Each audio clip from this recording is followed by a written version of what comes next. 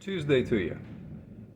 Well, to you hopefully, not to me, because I'm having a pretty bad Tuesday. Anyway, I'm up underneath this 2012 F450 6.7, kind of, changing the oil and the filter on it, giving it a good PM service, checking the brakes and all that good stuff, checking for oil leaks. Very, very clean under here, but there is one oil leak that I want you to see.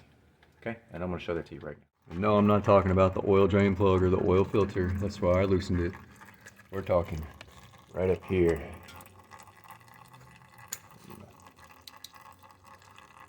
See that?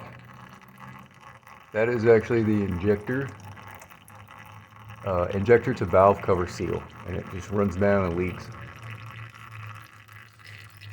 And I believe it's the one up in the front that's leaking and it's running back. Other than that, this thing's looking really, really good. Don't see any lower oil pans not leaking. There's no leaks on the side here. That's just for me changing the oil on this thing. Everything looks good up underneath there.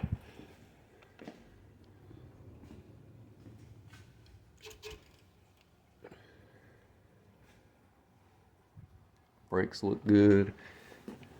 Yes.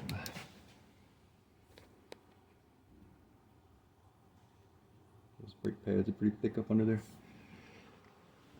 But I wanted you guys to see that. That's what it looks like when the injector to valve cover O-ring starts leaking. So to fix that, you got to go from up top. You got to pull the injector out, pull the seal out, put a new seal in, put the injector back in. So it looks like I'll be doing an injector seal, injector to valve cover gasket seal. And this is on the 2012 F450 6.7. Love you guys. See you on the next one.